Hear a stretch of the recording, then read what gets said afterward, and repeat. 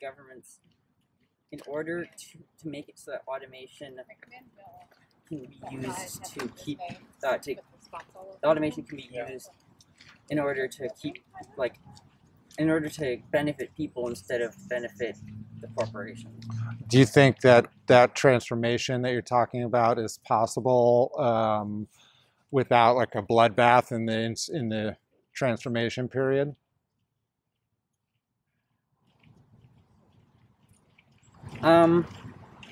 I feel like it'd be possible without bloodshed. Likely, I should say. Not it's possible, but do you think it's likely?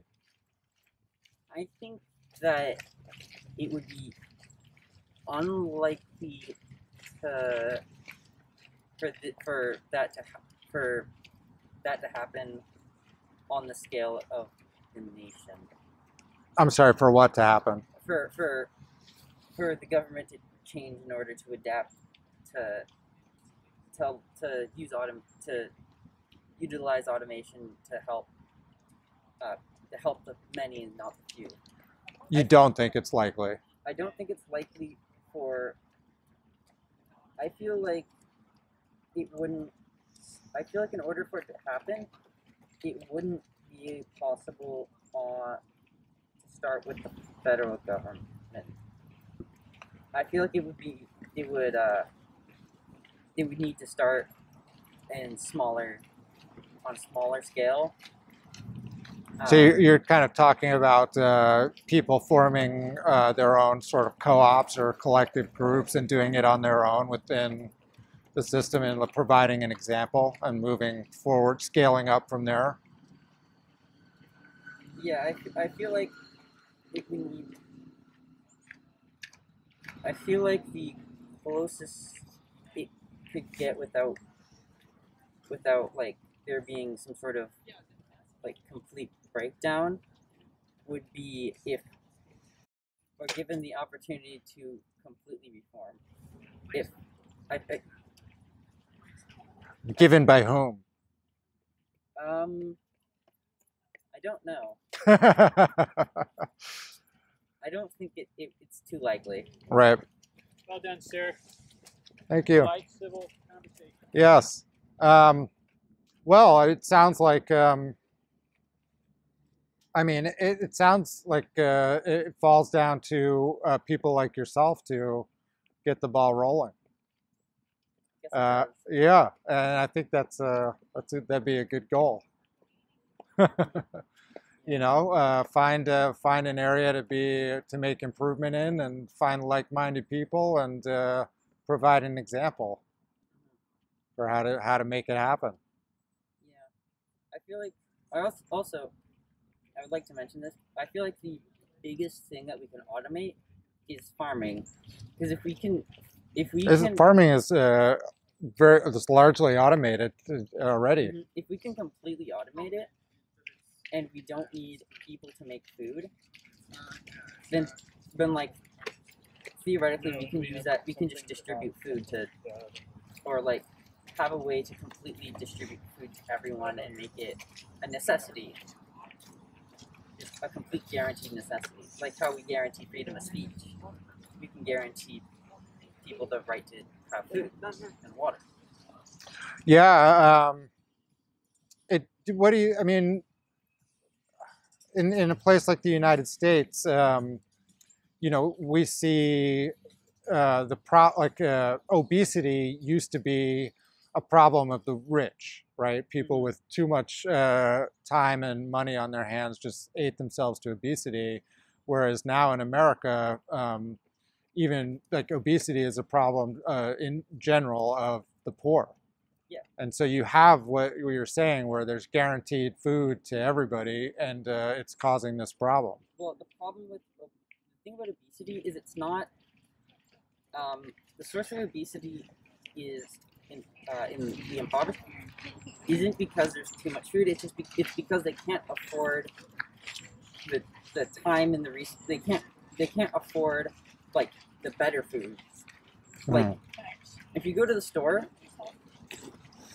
So you're talking about everybody having access to vegetables and whatnot. Because, like, if you go to like if you want a quick meal, like if you need like a meal on the cheap, your options are all like garbage. Like Right. No, I get that. At the moment, the boom in, say, like corn and soy production and food production in general has been a result of fossil fuels being injected into the food production system, and producing vegetables like tomatoes and squash and cucumbers and all that stuff requires more energy input than growing corn and soy. And how would that? I mean, that seems like it would create unintended consequences of more greenhouse gas production.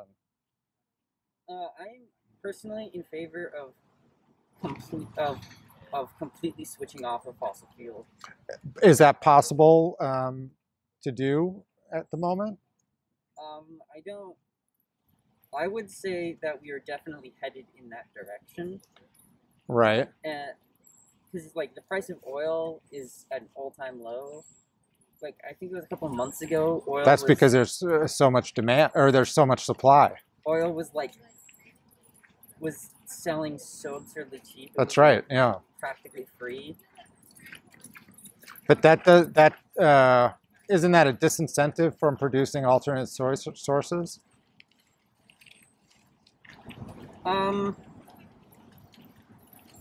I wouldn't say so because, or I wouldn't think so because you can't sell it for anything. But there, the reason it was so low was because the price of producing it and keeping it away for free was less than the price it took to store it. So they had to get rid of it because they were losing money by having it. And I don't think anyone would. I feel like switching over to an industry where you can actually like sell something would probably be more incentive than literally giving away. But I guess if fossil fuels are expensive, then it's motivation to produce cheaper energy through solar or wind or what have you. But when it's cheap, like people just use that rather than because at the moment you can't produce solar panels and whatnot without fossil fuels, or maybe even nuclear energy might be. I'm a huge fan of nuclear. Are you? Yeah, nuclear is, as long as you can store the waste clean. I think thorium reactors are going to be like one of the biggest energy producers, and I think like thorium is much safer than uranium. It requires less to get it going. Like you can't blow it up, so you can put them wherever. How far away are we from having that in viable production? I think there are already some thorium reactors, but I'm not too sure on the timeline for getting for having a lot of them are. But it's cheaper and safer than uranium. There's a lot more thorium than there is uranium, and it produces a lot more energy. And as long as it produces less waste too. So as long as you can store the waste in a safe way, it is completely safe for the environment. The only gas it releases is steam. Are there any governments right now that are pushing forward with that? I don't think so. I think I'm not too sure. I know that there are so many governments that are focused on oil and natural gases and fracking and like drilling oil and stuff.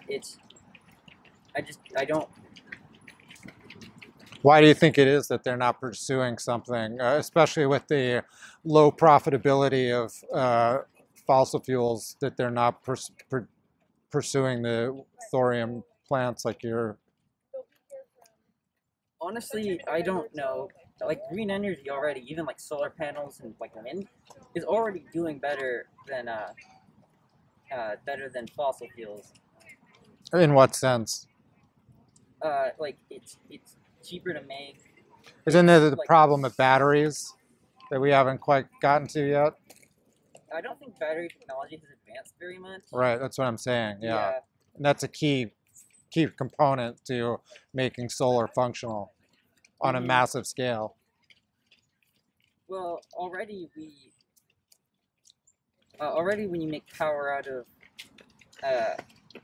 like oil, you're like, I guess like electric cars already are working very extraordinarily well.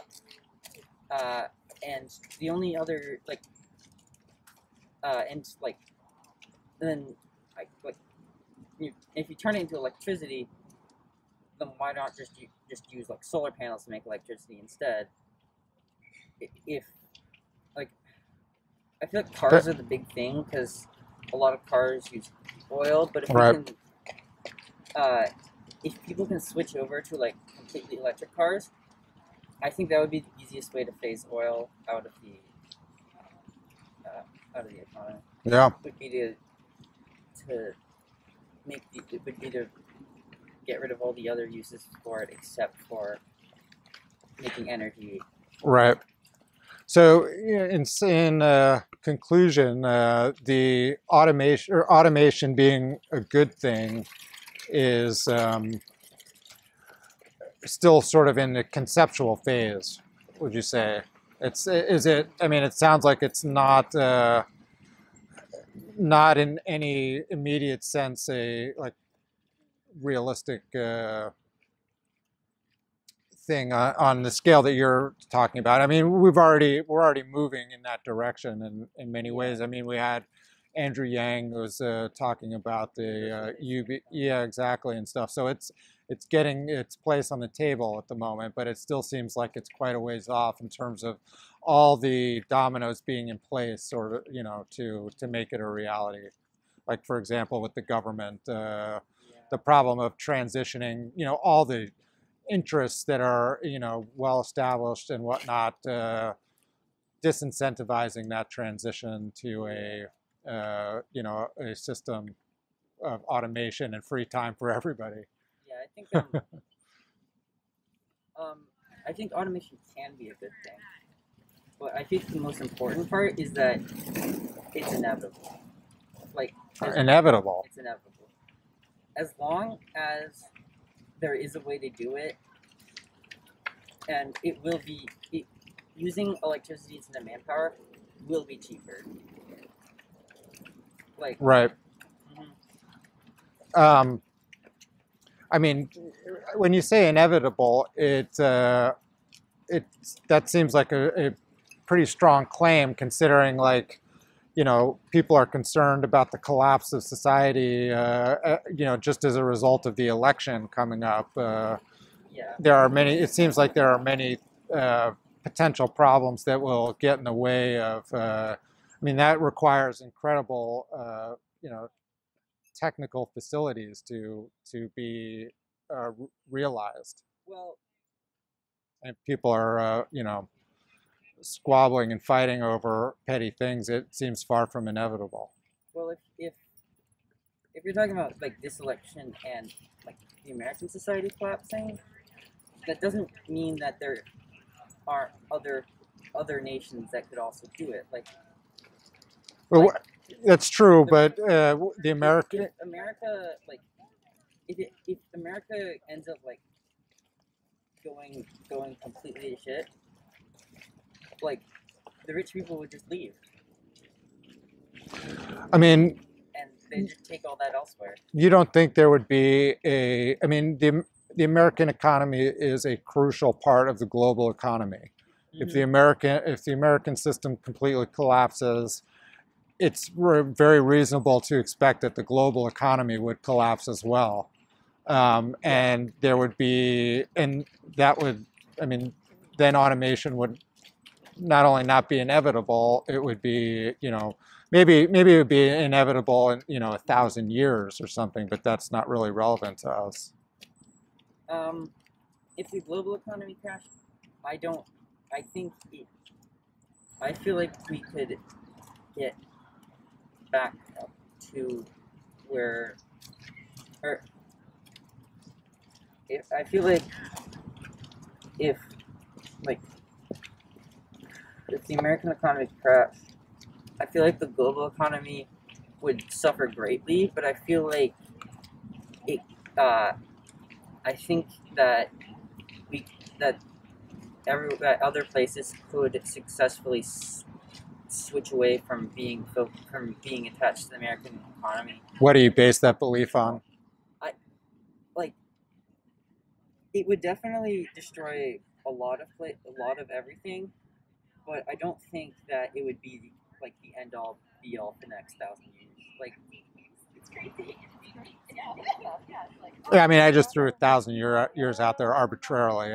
Who knows? But like it's almost inevitable that if the American economy completely collapsed, the Chinese economy would completely collapse, and then those are the two biggest pieces. The rest, yeah, I mean, it would seem like the whole global system would collapse. Yeah. It's kind of like. Is it Einstein who said, like, we all know how World War III is going to be fought, but World War IV will be fought with sticks and stones? Yeah. Like, if the entire economy collapses, there's no automation happening until the next rise of civilization, right? Yeah, I don't think the complete collapse of society is going to last more than like I think if the American economy completely collapsed, I don't think to me it just doesn't seem like it would last more than 70 years. 70? Yeah. I don't It's an arbitrary number. Is that why would you That's just a guess. Okay, all right. Like fair enough. Yeah, I don't like because there's so much information stored that we wouldn't the problem would be like would be forming the new power structures, and like it's not going into like going from like the library, like forming a library in Alexandria to medieval ages. We're going to still have all of the we probably will still have all of the information that we had before the collapse. Still available. Like maybe, yeah. I mean, yeah. That seems like a I mean, that's just like a who knows type of thing. Yeah, it's like I don't have any. Yeah, I don't know, but it seems like we would lose enough information to. And okay, well, terrific. Is there anything you want to add before we wrap up? I don't think so. Okay, wonderful. Well, I appreciate you stopping.